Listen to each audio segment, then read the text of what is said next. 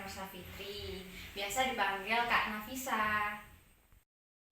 Nah, kakak di sini akan mengajak adik-adik untuk belajar tentang hal baru. Udah tahu apa belum materinya apa?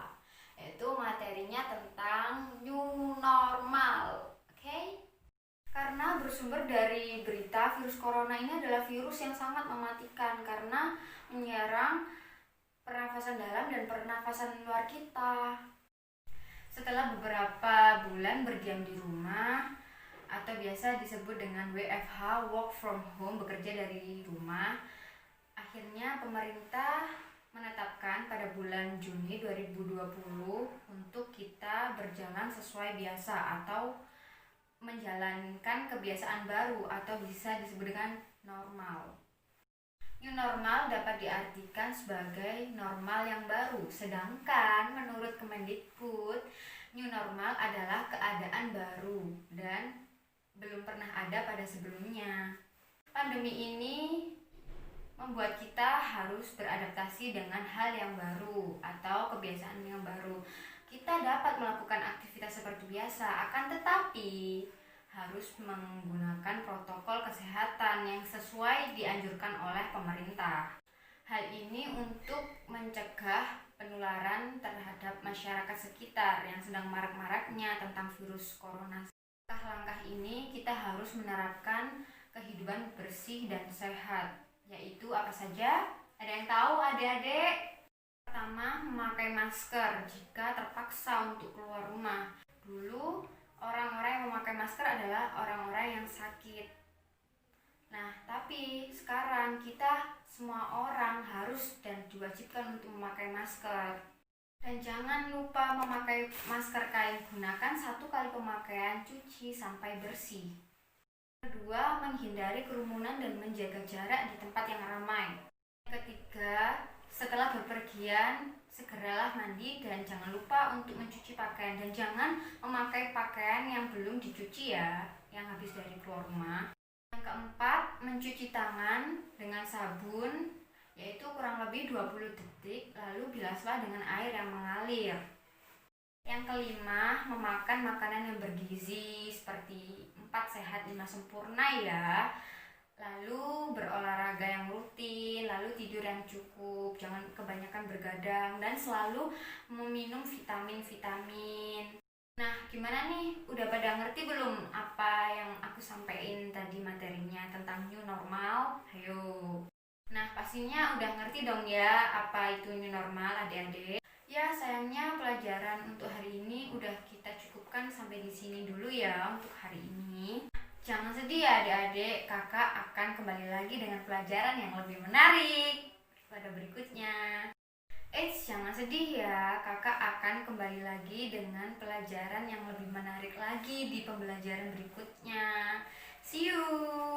Assalamualaikum warahmatullahi wabarakatuh.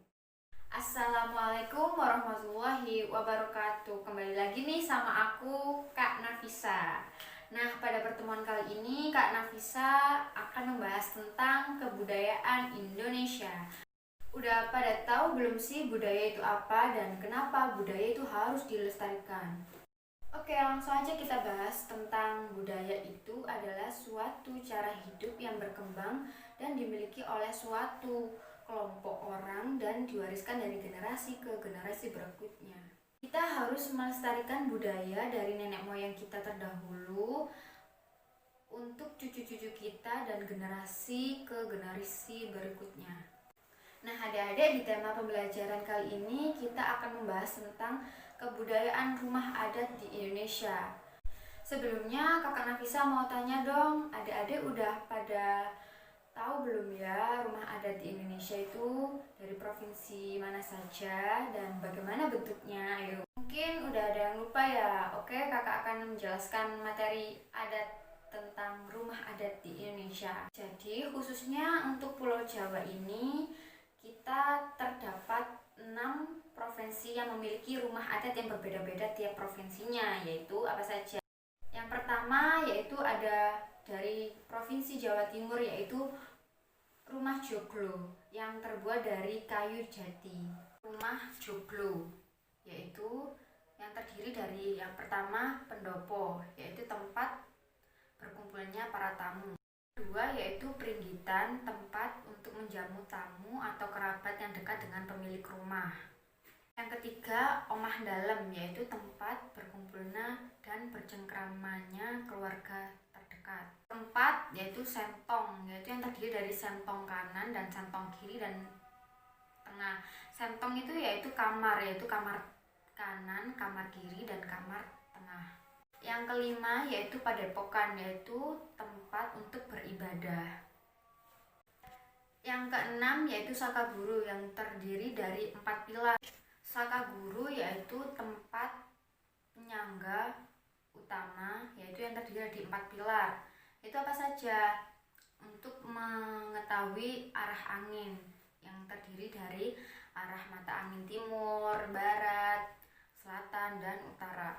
Yang kedua dari Provinsi Jawa Barat, yaitu Imah Badak Hewai, yaitu rumah adat yang artinya badak menguak. Pemberian nama pada rumah Provinsi Jawa Barat ini tidak sembarangan. Nama ini digunakan pada atap rumah adat Jawa Barat karena terlihat seperti badak. Jakarta yaitu rumah adat rumah kebaya yang terdiri dari atap yang terlihat seperti pelana, yaitu kebaya yang dilipat. Di Banten yaitu nama rumah adatnya rumah Salah Nyanda. Yang pertama, bangunan rumah yang tidak menyentuh permukaan tanah. Jadi gitu penjelasannya tentang rumah adat di Indonesia, terutama di Pulau Jawa ya, dan masih banyak lagi loh rumah adat di pulau-pulau yang lain, terutama di Indonesia. Banyak sekali beragam.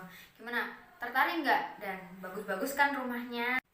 Maka dari itu kita harus menjaga dan melestarikan terus budaya Indonesia, yaitu rumah adat terutama ya, contohnya kayak gitu tadi yang ada tentang Provinsi Jawa Barat, Jawa Timur, Jawa Tengah, Yogyakarta, DKI Jakarta, kayak gitu.